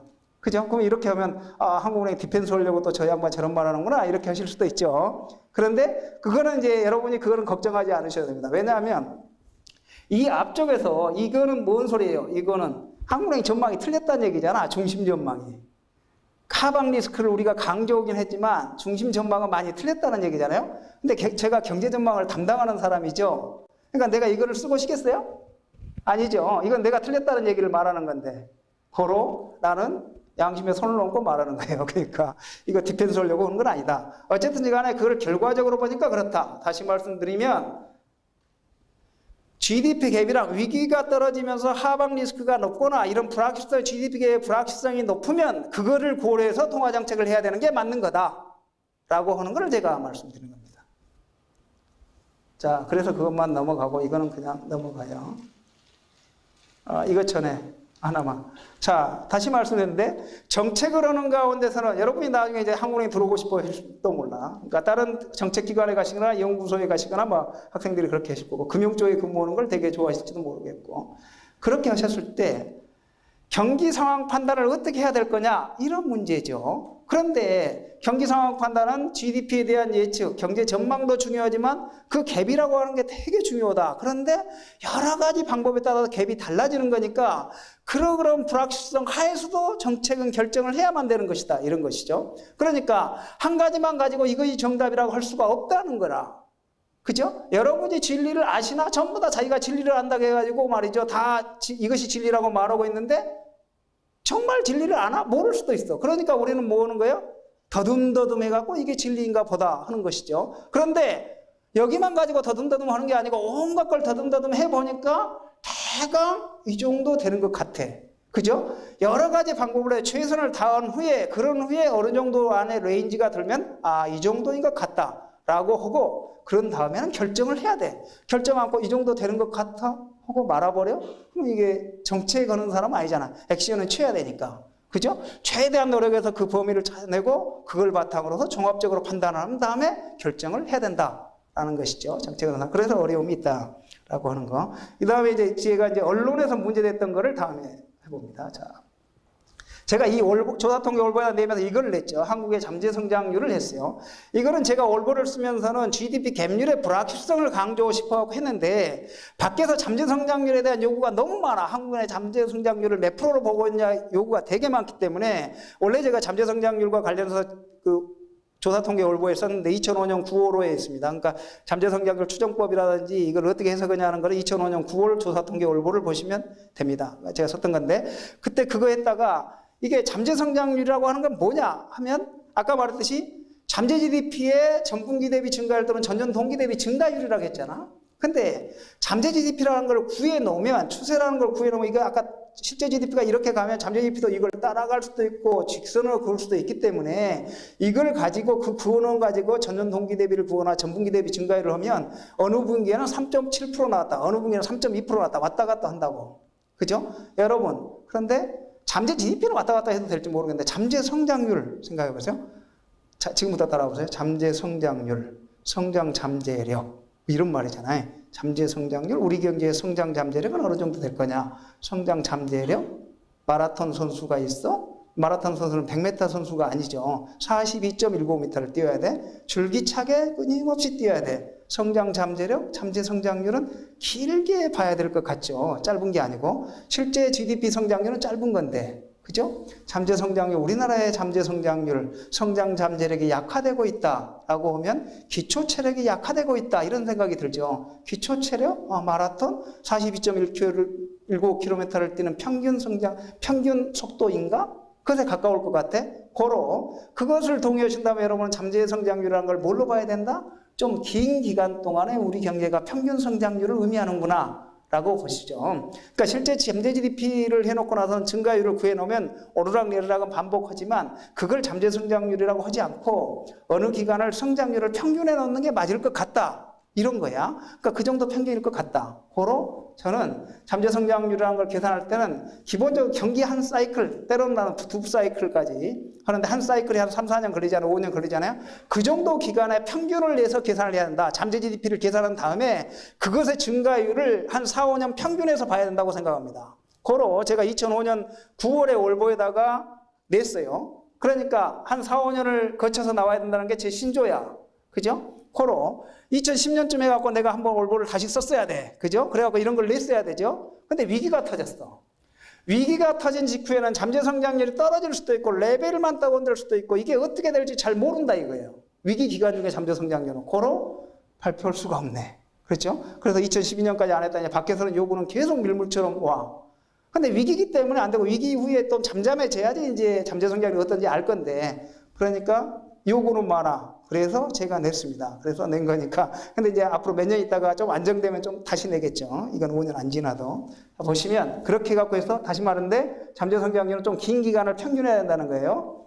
자, 그래서 90년대 10년을 계산해 갖고 했더니 생산한 부적 여러 가지 아까 방법을 소개했잖아요. 그걸로 했더니 월버스 될 때 그 방법을 다 했더니 90년대는 한 6%대 되네. 좀 방법보다 다르지만 2000년대에 가고 되니까 한 4%대로 떨어지네. 6%대 했던 게 4%대로 떨어져요. 잠재 성장률은 뭐가 결정한다? 아까 통계 패키지에서 그랬지만 실제로는 뭐가 참 제가 강의 모두에 말했는데 뭐에서 결정이 된다? 인구 증가율. 그죠? 인구 구조가 어떻게 되느냐? 얼마나 투자가 일어나서 캐피탈 스탁을 얼마나 쌓느냐?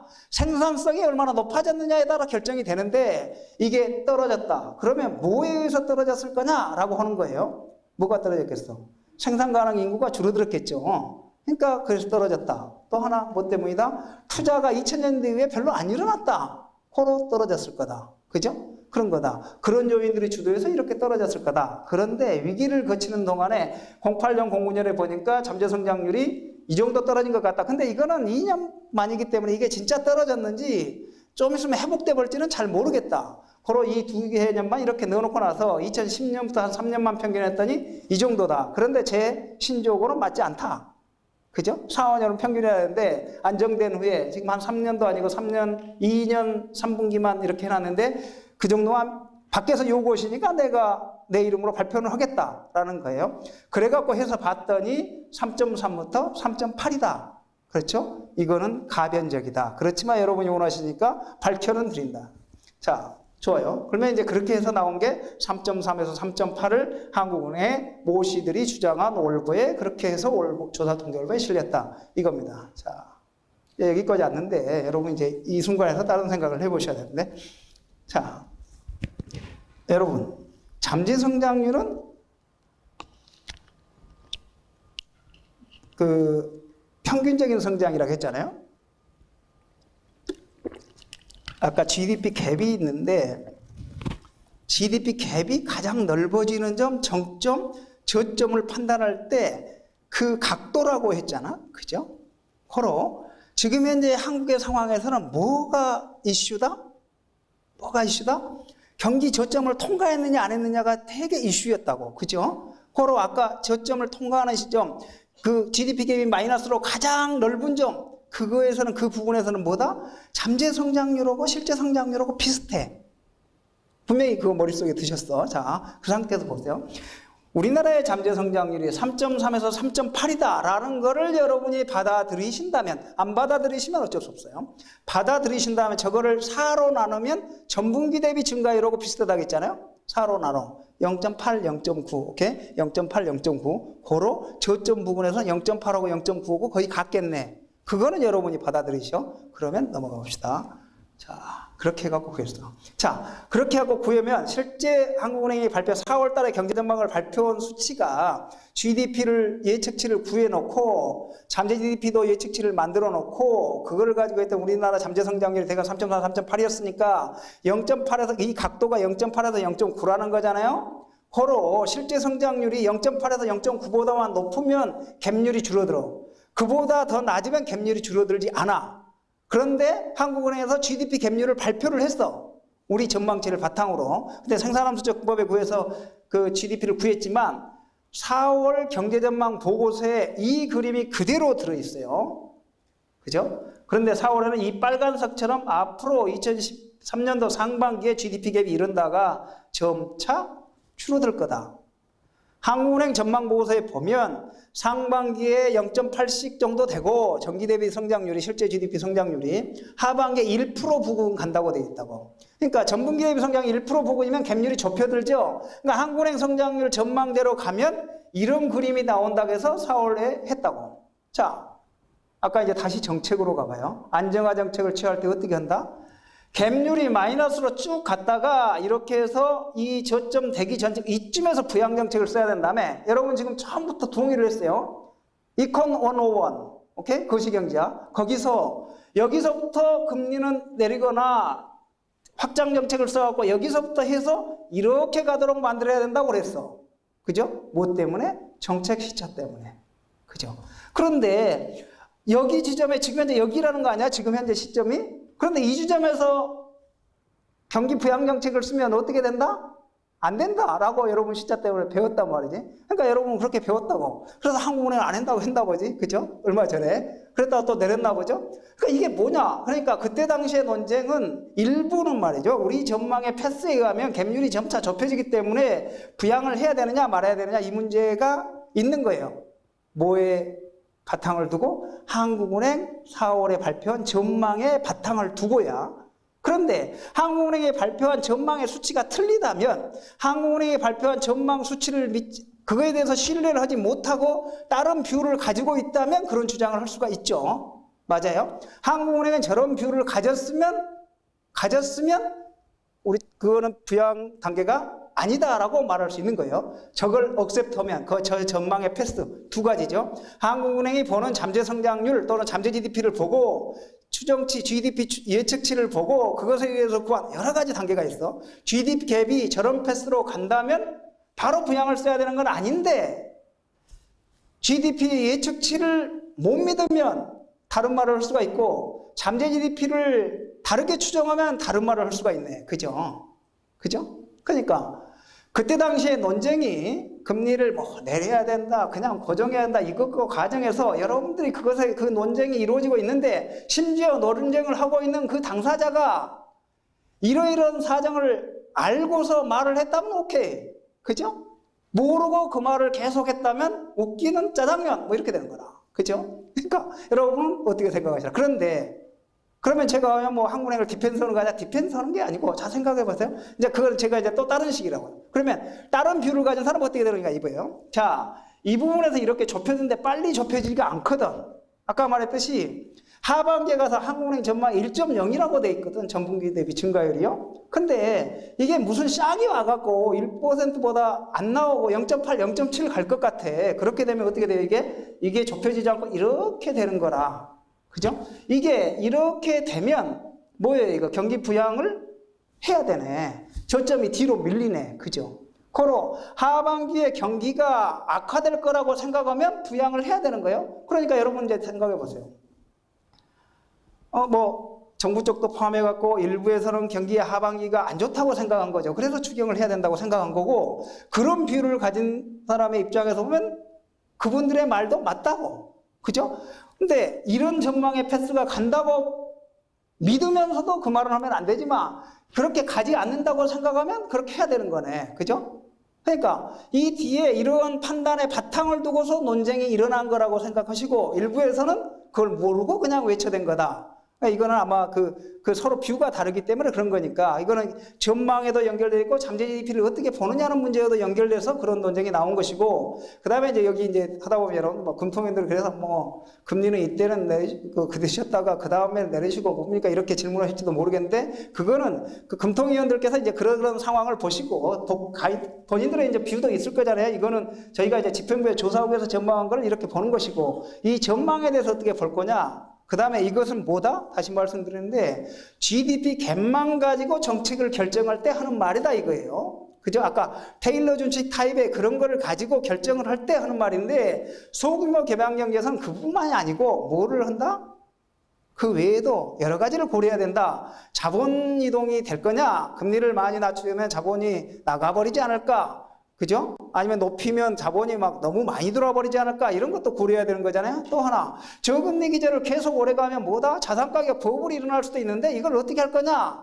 이런 문제도 있다 이거. 그러니까 이런 걸 종합적으로 고려해서 금통위원회 결정하기 때문에 그죠? 그 다음에 투표 시스템에서 하는 거기 때문에 그거는 그분들이 그렇게 결정하시는 건데 그 뒤에는 이런 스토리가 들어있는 거라는 걸 여러분이 이해를 하시고 보는 게 좋겠다라는 측면에서 제가 오늘 말하는 겁니다. 이건 넘어가요, 여러분. 넘어가고 자 이제 이거는 5분 정도만 설명하고 가보죠. 자 여기까지 이렇게 왔는데 아까 중립적 근데 이거를 이제 제가 이제 아까 테일러 준칙을 설명하다 중립금리라고 하는 걸 제가 하기 위해서 잠깐 일이 넘어왔는데 자 이걸 제가 이제 원래 타이틀에 넣는데 잠깐만 넣어놨어요. 이거 제가 이제 지금 워킹 페이퍼처럼 써가지고 하는 건데 잠깐만 소개하는 거예요. 아까 말했듯이 인플레 갭도 제로, GDP 갭도 제로일 때 놔야 될 금리 이런 거는 이제 명목금리라고 해서 실질금리라고 하는 거를 중립적 실질금리라고 했는데 그걸 추정해 봤어요. 뭐 이런 수식 넘어가고 이거 그림만 보죠. 실질금리를 구해갖고 한국하고 미국 걸 했더니 글로벌 이제 외환위기 이전에 이렇게 차이가 났어요. 한국의 실질금리 이렇게 높고 미국 거는 이렇게 낮았는데 외환위기 직후를 지나서 2000년대 들어오니까 두 개가 비슷하게 가고 미국 거도 수렴하네 이거. 그죠? 실제 금리가 이렇게 수렴하고 있어. 그러면 이게 왜 그럴까 이런 식의 생각을 하는 거죠. 뭐 때문일까? 첫 번째, 우리가 외환위기를 거치면서 자본시장을 개방했어. 그러니까 밖에서 돈이 들어오잖아요. 그러니까 외국 금리하고 우리 금리가 다르다는 게 좀 이상하죠. 그러니까 같아지는 게 개방 때문이니까 이런 식의 생각이 들죠. 첫 번째.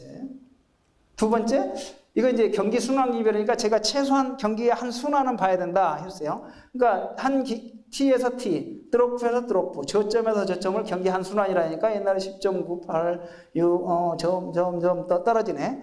그러니까 실제 경제 성장률 또는 잠재 성장률이 길게 보면 잠재 성장률이니까 이게 쭉 떨어지네. 잠재 성장률이 떨어지니까 우리의 그 금리 수준도 떨어져야 되는구나. 그렇게 생각이 될 수 있죠. 또 하나, 외환위기를 거치면서 우리가 한국이 기조적으로 경상수지가 흑자를 누렸네.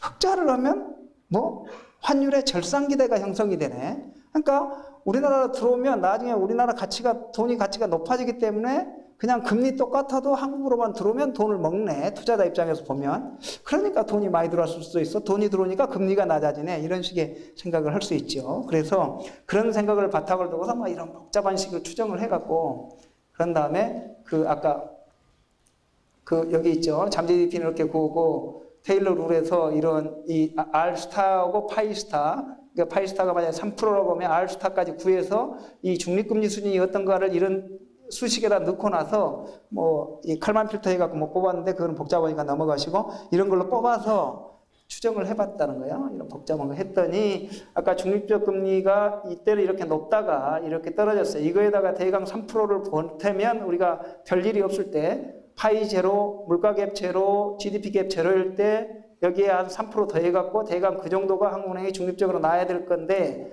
그런 건데 이렇게 쭉쭉쭉 떨어지는 모습을 보였다는 거예요. 이렇게 추정을 해보니까. 그런데 이제 문제는 여러분 또 이것 보시면 최근 거에다 3% 더해가 한국은행이 이 정도다 이렇게 상상할 수도 있는데 이게 이때오고 해보니까 이게 신뢰 구간 안에 들어가 있고 좀 떨어진 거는 같은데 이게 통계적으로 유의하지는 않죠. 약간 불확실성인데 최근에 떨어진 거는 같은데 왜냐하면 선진국들이 제로 로우 바운드까지 거기다 낮췄잖아요. 금리를. 그렇기 때문에 우리가 자본이 막 들어오니까 우리 금리도 하방 압력을 받아갖고 그런 건데 그래서 낮아진 것 같기는 한데 아직 불확실성은 있다라고 해서 했는데 이걸 이렇게 구해놓고 나서 아까 제가 보여줬던 그림의 바탕을 두고서 요인이 생각나죠. 경상수지 흑자 이런 것도 생각나고 그 다음에 잠재 성장률이 떨어진 것도 생각나니까 이것들이 어느 정도 저거 떨어지는데 기여했을 거냐를 구해봤더니 이런 거예요. 그러니까 잠재 성장률이 이렇게 쭉 떨어지면서 중립금리를 이렇게 떨어뜨리는 역할을 했다. 중립금리가 이렇게 가는데 그 다음에 경상수지가 이때부터 흑자 기조로 하면 절상기대가 형성되니까 이걸 툭 낮췄다. 서로 이것에 의하면 뭐다?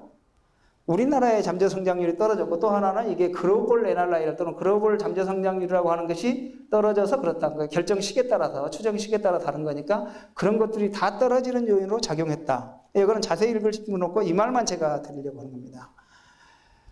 우리가 외환위기를 거치면서 그 다음에 2000년에 들어가지고 그 금리 수준이 전반적으로 떨어지기 시작했다. 그 실질금리라고 하면 떨어졌는데 떨어진 상황 하에서 이렇게 떨어져 왔는데 그 뒤에는 뭐가 있을 것이냐를 생각했다. 그랬더니 경제가 개방화가 진행이 되니까 한국이 클로즈드 이코노미일 때하고 개방돼 있을 때는 다르다. 자본이 들어오기 때문에 외국에서 자본이 들어오면 우리가 금리의 하방 압력을 받게 돼 있다. 또 하나 거기다가 우리나라의 잠재 성장률이 떨어지고 있다. 그러니까 금리 수준이 떨어져 갈 수밖에 없다. 또 하나 경상수지가 흑자 기조를 유지하니까 절상 기대가 형성이 돼서 자본이 더욱더 올려보는 경향이 있다. 그래서 금리가 낮아지는 경향이 있다. 그런데 여기서 추정한 금리는 뭐다? GDP 갭도 제로, 물가 갭도 제로일 때 한국은행이 나와야 될 금리 수준인 것처럼 물론 여기서 여러분에 대해 3%를 더해야 되는 거야. 3%든지 하여튼 기대 인플레를. 그러니까 그렇게 드는 수준이 낮아진 것처럼 보이죠. 자. 그러니까 이거 통계 기법을 가지고 추정을 해보면 점점 금리 수준이 낮아지게 되어 있다 이거예요. 그런데 이제 다시 처음으로 갑니다. 여기까지에서의 뭐인가? 뭐가 머릿속에 남아있다? 인플레이션이 추가적으로 인플레이션을 유발하지 않고 도달 가능한 잠재 GDP라는 컨셉 하에서 GDP 갭을 뽑아내고 그런 것을 써서 중립금리라는 것도 여기도 뽑아낸 거거든. 그죠? 호로 이렇게 될 수 있죠. 저기에서 나온 GDP 갭이라고 하는 것이 순전히 물가만 고려해갖고 했거나 아니면 이렇잖아요. 아까 물가 외보고 GDP 갭만 고려해서 금리를 결정한다고 했죠. 여기서 테일러 앞에까지 말고 이렇게 된다면 이건 복잡하게 썼지만 이게 물가 갭이 있고 GDP 갭이 있는데 이거 두 개를 가지고 하는데 보세요. 이걸 가지고 여기가 이제 이거 중립금리라고 했다고 그렇게 되면 무슨 일이 있을 건가 보세요. 이 추정 방법을 썼지만 무슨 일이 있을 거냐 보면 이게 GDP 갭이 0이 아니고 파이티도 0이 아닌데 아니 파이티는 0이 아닐 수도 있는데 하여튼 이게 0이 아니고 물가는 이것보다 만약 이걸 보세요.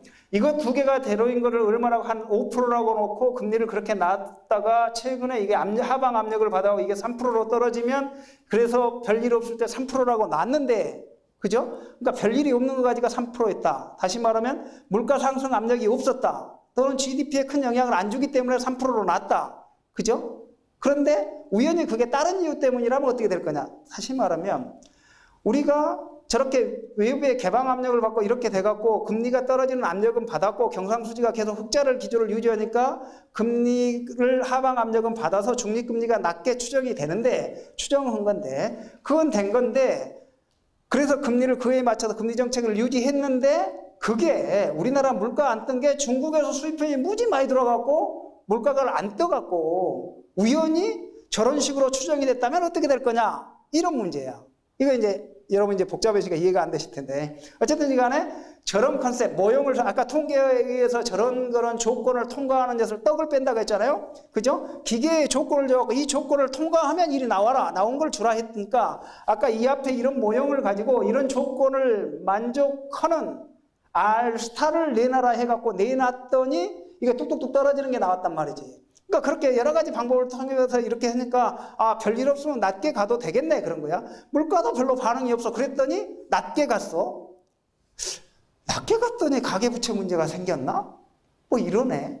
그죠? 일부에서는 그렇게 말하죠. 한국은행에서는 이제 상대적으로 그런 요인에 다른 요인이 많이 있다고 하지만 그랬을 수도 있는 거죠. 근데 여기서 이렇게 말하지만 그러면 한국은행이 잘못한 건 또 그게 아닐 수도 있어. 왜냐하면 법에 의하면 하나법은 물가를 중시하잖아요. 그러니까 물가에 초점을 맞추면 물가가 안 올랐기 때문에 그렇게 가도 맞는 거야.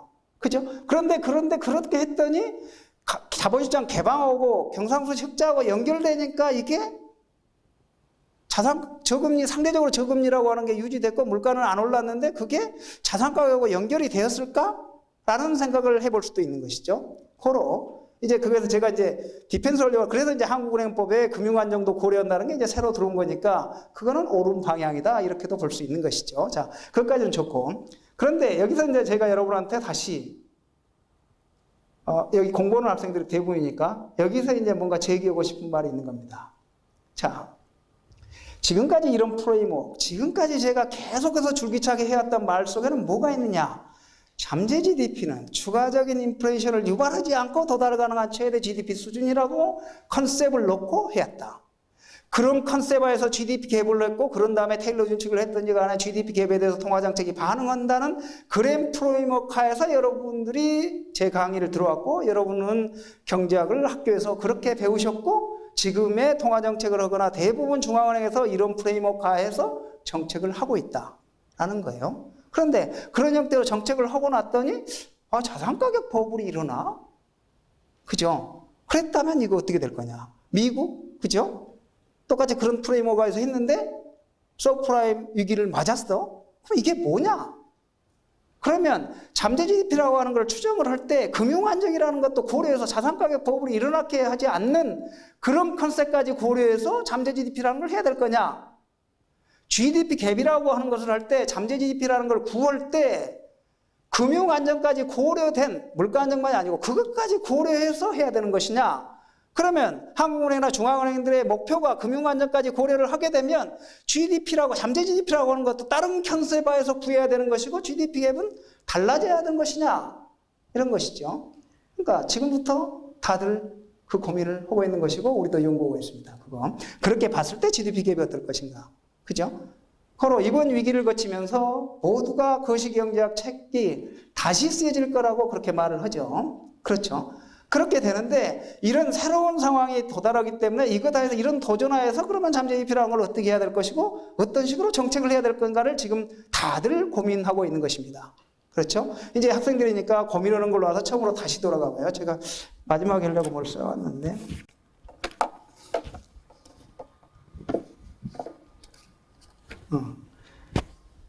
그러니까 그러면 지금 상황이 바뀌었다. 저 이제 웃기는 것일 수도 있어요. 지금 상황이 바뀌었어요. 상황이 바뀌었기 때문에 기존 이론은 그러면 다 필요 없는 것이냐?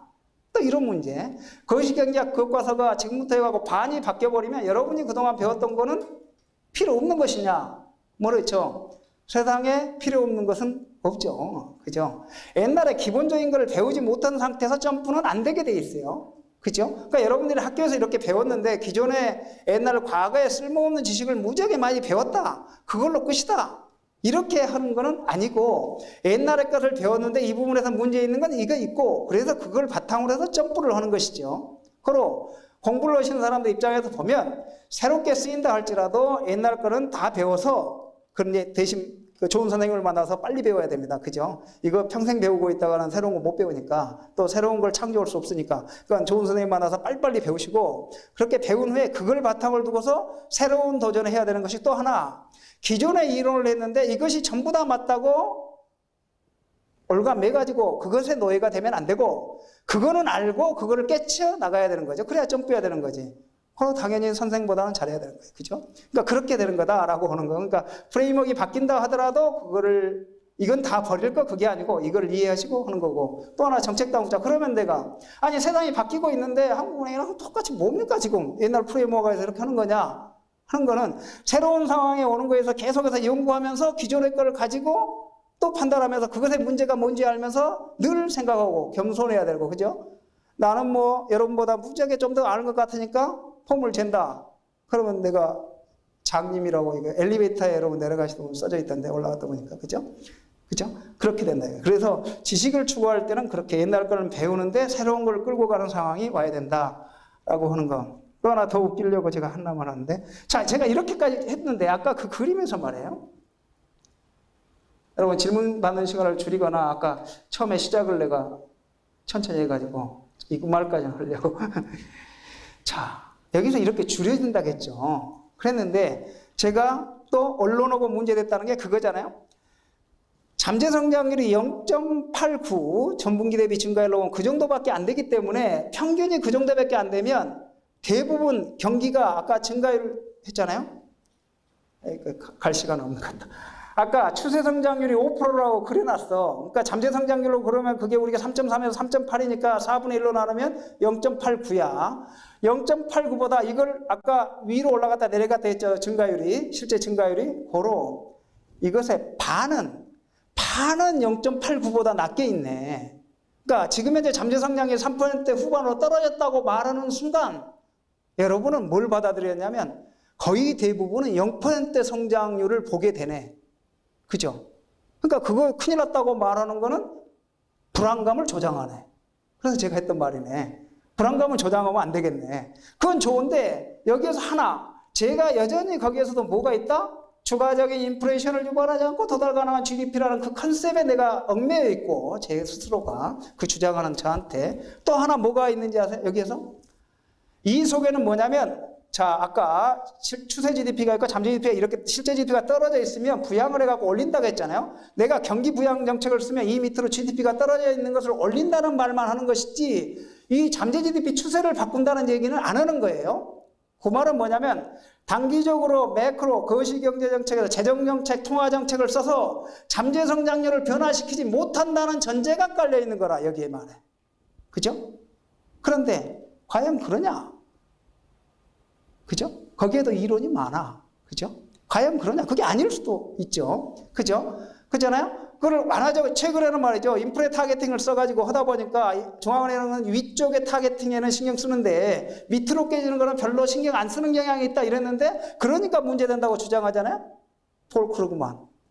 인플레 타겟팅을 높이자. 폴 크루그만 아니고 그런 사람들 많이 그런 말 하죠. 그런 사람들이 그렇게 말하는 거는 그런 데 있거든. 이걸 하다 보면 실제로 성장 잠재력을 제약을 하기 때문에 떨어질 수도 있다. 또 하나, 경기가 계속 침체가 오래되면 잠재 성장률 자체를 떨어뜨려요. 왜냐하면 경기 침체가 계속되면 기업가들이 투자하려고 하지 않아. 별로 희망이 안 보이니까. 나 소비하려고 하지 않아. 일단 주머니 짜놔야 되니까. 고로 실제 성장률을 낮추고 잠재 성장률도 실제 성장률이 낮아지면 수요가 부족하니까 기업들이 투자 안 해. 캐피탈 스탁이 증가를 덜해 잠재 성장률로 떨어져 버려. 히스테리시스 이펙트가 그런 거야. 고로 여기에서 히스테리시스 이펙트가 작동한다고 하면 제가 강하게 0%의 성장을 계속 받아들여야 한다고 주장을 할 수 있는 거냐? 아니죠. 계속 이렇게 빌빌거리면서 힘이 빠지는 우리 경제를 그냥 둬야 될 거냐? 아닐 수도 있어요. 그죠? 그러면 어떻게 해야 될 거냐? 성장 잠재력 강화를 위해서 무슨 인가를 열심히 해야 된다라는 것이죠. 고로 결론은 그런 거네. 단기적으로 보면 기존 측에서 경기 안정화 정책이라고 하는 것 자체가 잠재 GDP량을 변화시킬 수 없다는 전제, 기존 프레임워크를 다 받아들이면 경제 예측에 따라서 갭률이 좁혀지냐 아니냐에 따라서 부양정책을 해야 되냐 말아야냐를 결정해야 되는 것이다. 그럼에도 불구하고 우리가 잠재 성장률이 떨어졌다고 하는 것을 추정치로 나오기 때문에, 그런데 0%의 잠재 성장률이 우리 경제를 유지하기에는 안 되겠고 그보다는 높아져야 했다는 걸 생각이 들고, 또 하나는 경제의 활력이 없어지면 문제가 될 수 있기 때문에 우리의 정책 방향은 단기 부양에 초점을 맞추는 게 아니고 성장 잠재력을 어떻게 높일 것인가에 대해서 머리를 맞대고 일을 해야 된다라고 하는 게 결론이네. 그러니까 공자알로 다시 돌아간 것인가요? 그렇죠? 그런 거다 이거죠. 그러니까 이런 식의 사고하에서 경제를 보는 게 낫겠다. 그죠? 그래서 제가 마지막으로 써놓은 게, 그러니까 이렇게 앞에 가가지고 온갖 아는 것부터 해가지고 지금 여기가 내가 모르는 것까지 이렇게 여러분들한테 말했기 때문에 도전하는 젊은이가 되라, 이런 말을 하려고 마지막에 써놨는데, 그래도 이제 건져갖고 가시는 게 있었으면 좋겠고, 또 기말고사 보시는 분은 잘 보시고, 경청해 주셔서 고맙습니다. 들어가십시오.